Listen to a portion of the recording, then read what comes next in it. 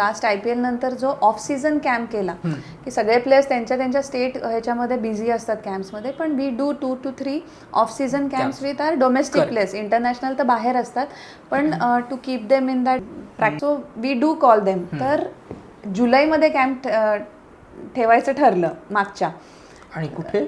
मुंबईमध्ये. आता मुंबईचं घनसोलीला त्यांचं स्वतःचं ग्राउंड आहे. दोन ग्राउंड आहेत, A and B.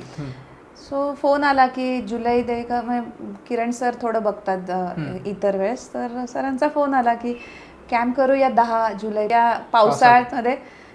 I still remember his words, तू ये ग, तुला मॅजिक दाखवतो.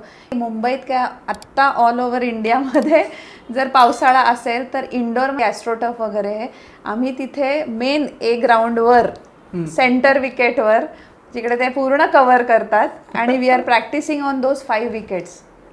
बाहेर तुफान पाऊस पडतोय आणि we are doing our camp on the centre wicket, like turf wicket.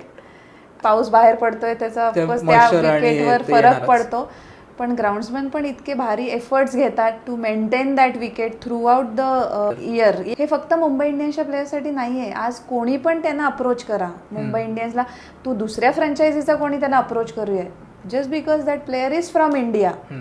ते लोक त्यांची फॅसिलिटी अवेलेबल करून देतात. बरेचसे असे प्लेयर्स म्हणजे बाकीच्या फ्रँचायझीसाठी खेळतायत मला माहिती आहेत की जे ऑफ सीझन तिथे जाऊन प्रॅक्टिस करतात.